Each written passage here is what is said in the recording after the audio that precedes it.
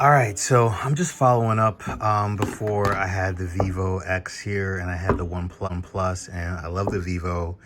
But as you saw from the title of the video, I decided that I had to get rid of it. I had to bring it back, and it was a really hard decision for me. And everything you've watched about the Vivo Fold X is true. It is a phenomenal phone, but there's always those things that you only can learn about when you buy the phone, that you're like, hey, I can't live without that, or I need that feature. It's only when you get it that you can realize what it is. And sometimes reviewers, because they're reviewing so many different products, so many devices, they don't know your workflow. So I figure I'll share here just my quick review. And one of the reasons why I had to give a couple reasons why I had to give that phone back was really related to the camera. So I think I mentioned before that there were some small issues I was having with my chat GPT. So this is the One Plus, okay? So my chat GPT widget was not formulating, which was really frustrating for me. That was something that was, kind of annoying, but I was able to deal with that, deal with the fact that there's really no trade-in value for it or anything like that. That's fine.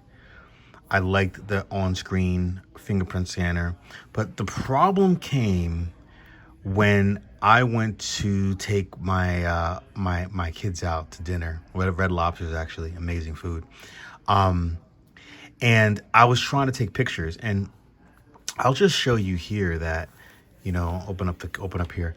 I like to be able to. I like to be able to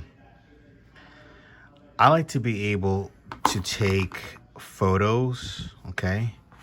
And I like to be able to take video, in full screen format. In other words, I want to be able to shoot a video like right now, like this, okay? So that when I'm going through and playing it over again, it can play in the big screen. Does that make sense? So the Vivo did not allow me to do that. Bizarre. I could not do that. And I know that seems silly, but when I go through my videos, I like to be able to go through and just like, it's awesome. I want to be able to go through my videos or my photos and see them all on that big screen, and I want them all to play. I don't want to go through and see like a video that's like cut out in a different aspect ratio because I was doing 8K. I can do that, but I like, for most part, for it to be like nice and large fitting, and that frustrated me. The other thing that was a problem was the open this up again. Okay, thanks for your patience. Yeah, this is real. It's all right. This is real. Another problem that I was having was the rear camera selfie. So the rear camera selfie feature, where you turn this over and you take that camera, that video, that nice portrait shot using the rear facing camera. It was so bad. Now, the Vivo camera is an amazing quality camera. It's a little bit of a step up, in my opinion, to the One Plus. I think the One Plus camera it's fantastic. It's one of my favorite cameras I like using on the phone, period. All right. The Vivo camera is a slight step up to that. But for what it was missing, it wasn't worth it. Because it was so bad. Let me start here. Might calm down.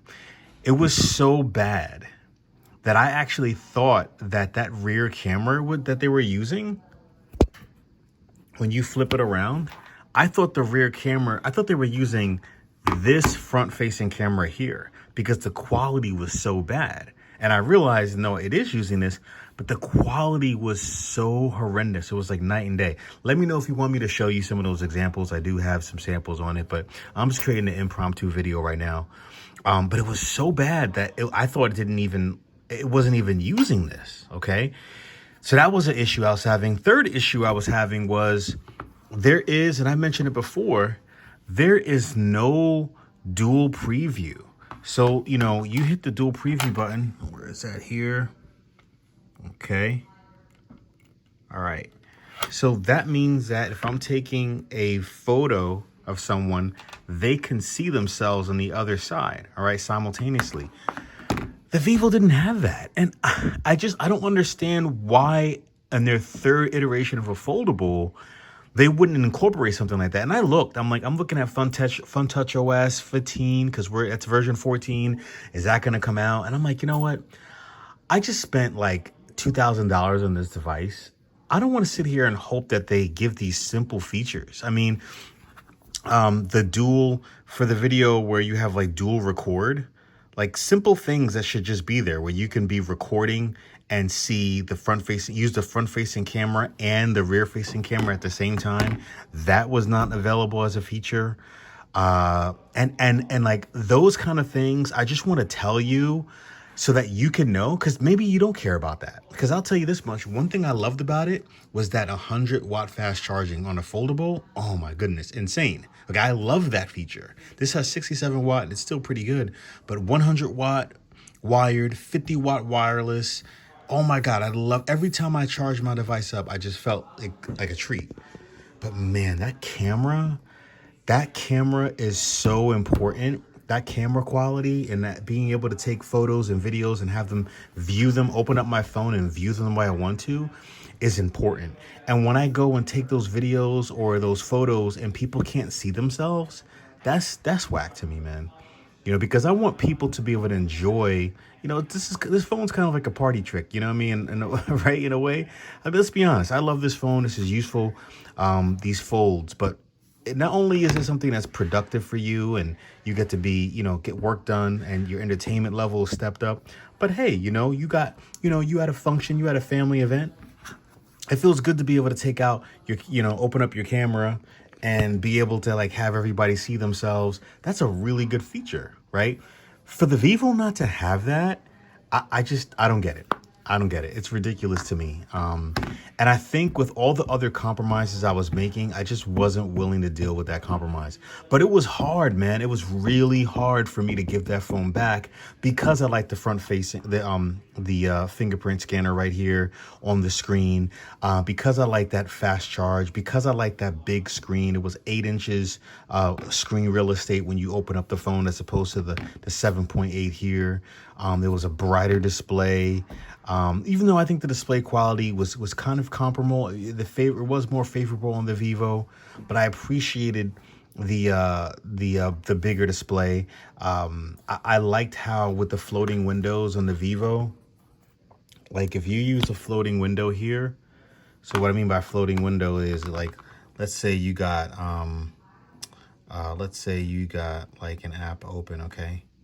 So let's say you got an app open. If you go here and you open up another app, let's say you open up like this here, okay? There's a floating window. By the way, this is why I would never get a Pixel Fold 2. As much as I like that device, I like Pixel UI, the fact that I can't have a floating window, that's just not okay in a big phone. It just doesn't make any sense. It's almost like having a big phone and not having the split view. But anyway, I digress. So, but the second I want to open up like something else, that disappears. Okay, and that's kind of frustrating for me. So with the Vivo though, you can open like 2, 3, 4, 5 of those. You can open a whole lot, which is pretty cool. But it still wasn't worth it. Ooh, okay, wow. Okay. Just be careful with the phone. This phone is super durable, man. I know that just felt like kind of crazy, but man, this phone it feels like really sturdy and solid. That was another thing with the Vivo. It was such a masterpiece. It felt like so fragile. It was like I was just holding a piece of glass front and back. It felt like, you know, every time I was handling it, I wanted to be like careful with it. So I didn't feel as like I can just pick it up and grip it and use it and just open it up. So that was another frustration I was having with the device. But man, it is an amazing device. And I think most people who get it are going to love it.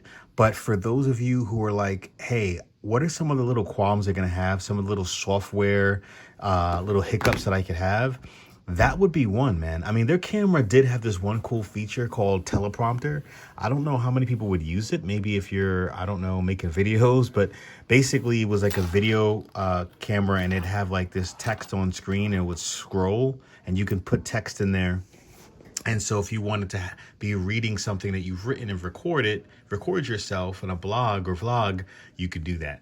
And I'm thinking, how is it that you have that, but you don't have a dual preview. You don't have a dual record with the front-facing camera and the back camera. They didn't even have a QR code built into the camera. So like if I turn on my camera right here and I want to go and, is there a QR code? Let's see. QR code. I'm trying to look for something with a QR code. I think you guys get the point. But if I want to go find something with like a QR code, okay, I can just take my camera and I can just, you know, put the QR code on there and it will pop up with a website. Okay. You know what? Actually, let me find this right here. Never mind. Maybe I'll edit that out. Maybe not. This is just straight up me being honest with you. When you have a QR code, this did not do a good, that phone, the Vivo, could not pick it up. I would have to go into like Google Lens. I'd have to find like a different app in order to pick up the QR code, which again, is not a big deal at all. But just the buildup of those kind of frustrations in a camera phone for $2,000 felt frustrated. It didn't feel right to me.